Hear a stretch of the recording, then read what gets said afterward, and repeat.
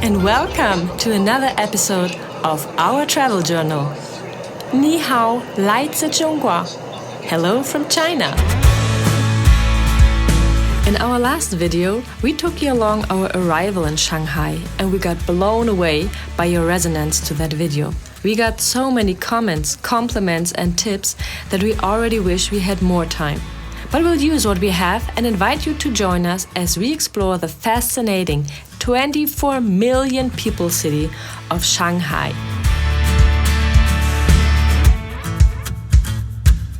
What do we expect?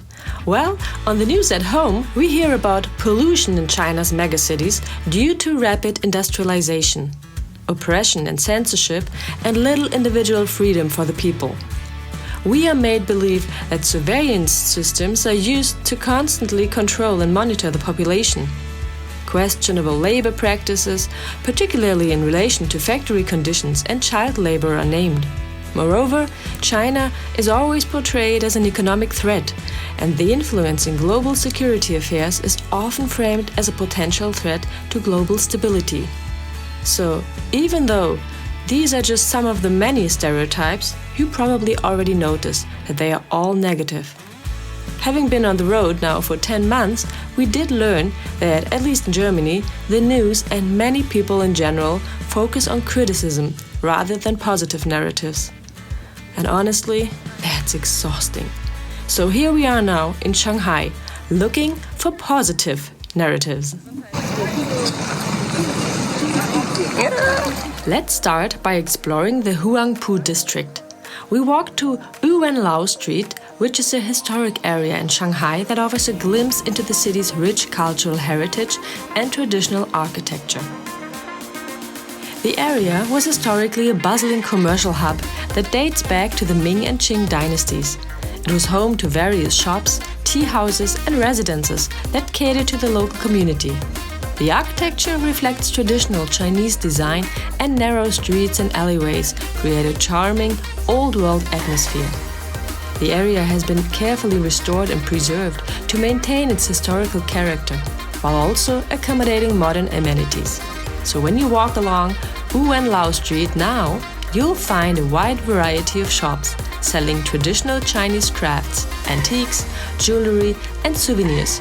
Items like silk products, jade carvings, calligraphy and paper cut art.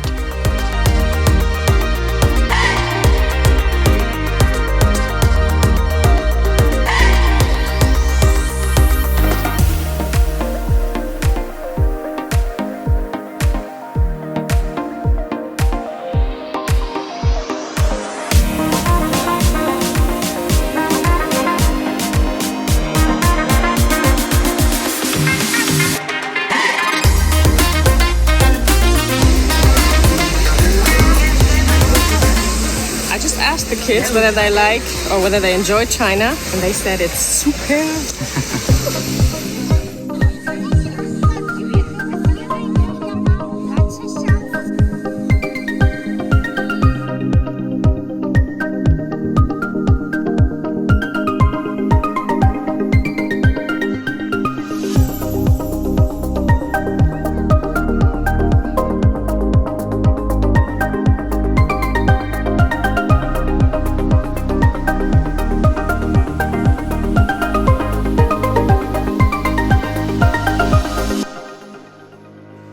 We enjoyed Yuyuan Street and especially liked the variety of tea houses and food stalls, where you can sample traditional Chinese snacks like dumplings, mooncakes and sweets.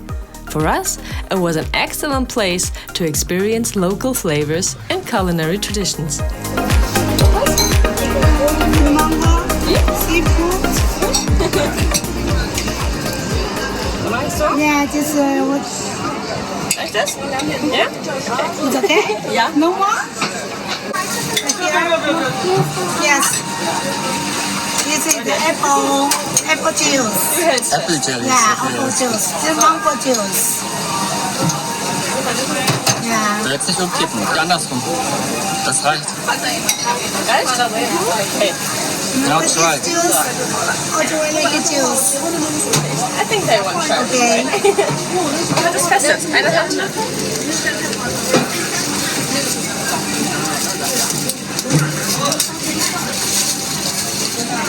Oh, das ist richtig geil.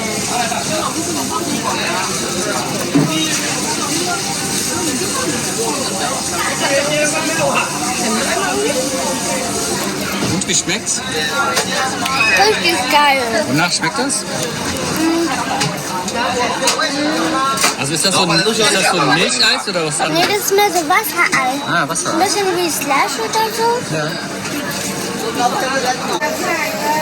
Cool. Yummy. It's shaved ice with those Jelly, this bubble tea bubbles. Yeah. Thank you. So nice. Yeah.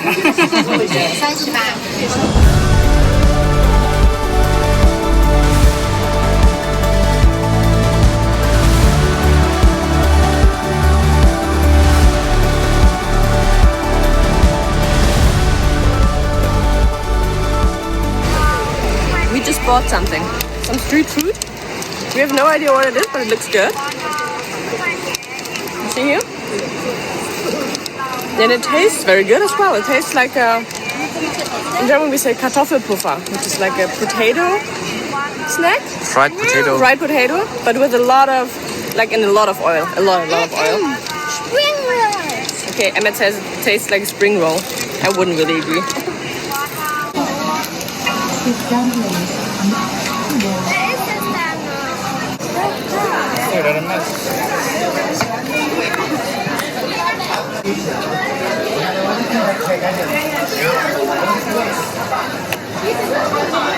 Nein. Lass mal Papa machen vielleicht.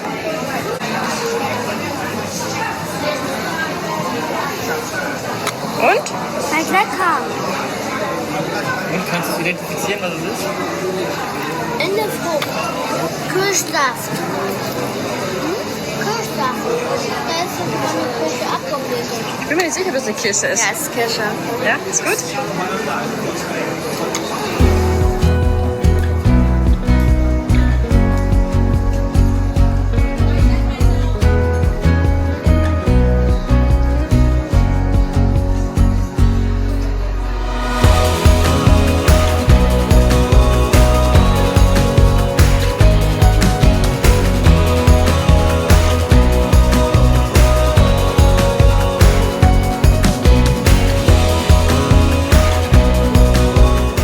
and Emmett had ordered a drink here, but didn't tell us what it was.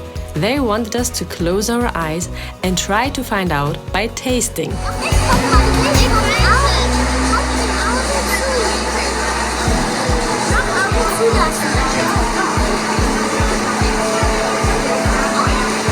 sagst du, Mali? Mango. Ich weiß nicht, was es ist. Mango. Es ist verdammt kalt. Ja, es war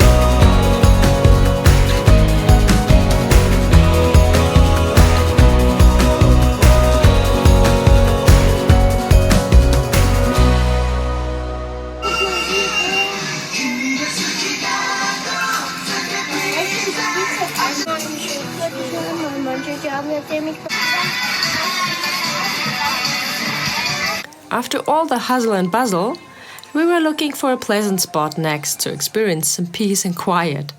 We found that in Gucheng Park, a green space with typical elements of Chinese landscaping, including ponds, bridges, and pathways, surrounded by greenery. This area reminded us of Vietnam or Thailand with all the scooters. But there's one huge difference. They are all electric, so very quiet.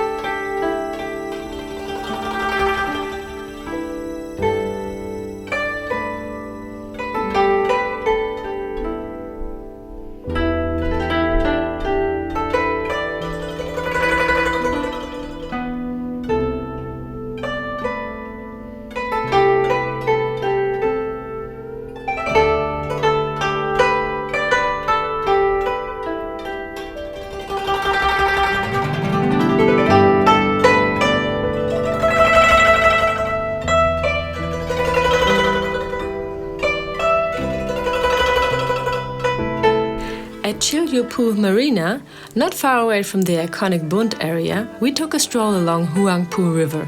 There are docking and departure points for sightseeing cruises and yachts for locals and tourists. And as you can see, here you can already guess Shanghai's modern skyline.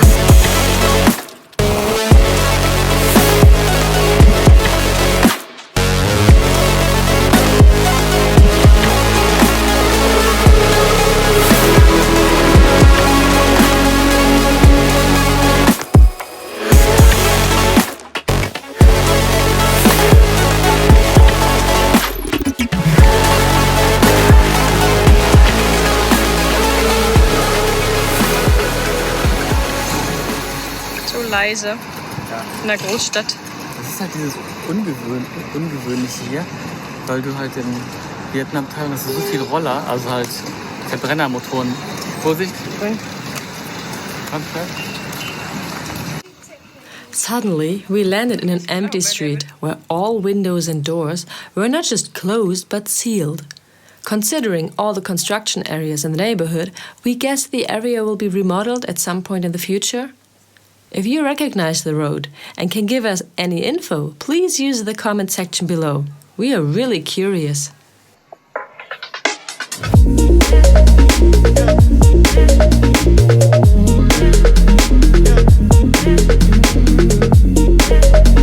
So that was a stroll through a small part of Old Shanghai, showcasing part of the rich cultural history. The architectural styles and urban layout of Old Shanghai were intriguing.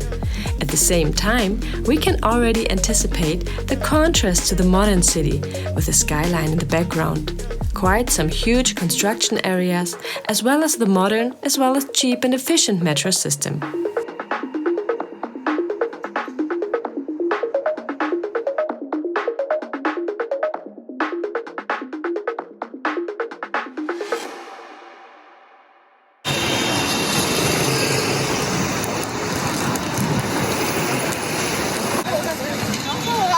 Links rum. Ihr könnt ruhig gehen. Dann vorne wieder links rum.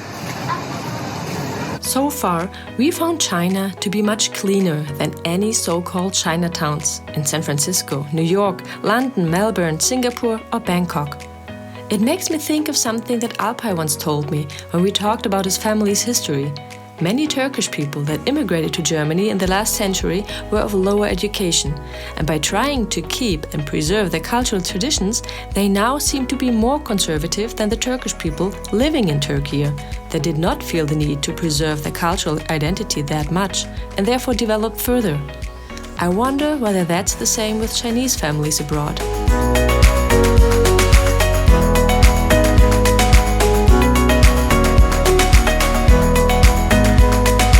Did you enjoy our dive into Shanghai's cultural and historical identity?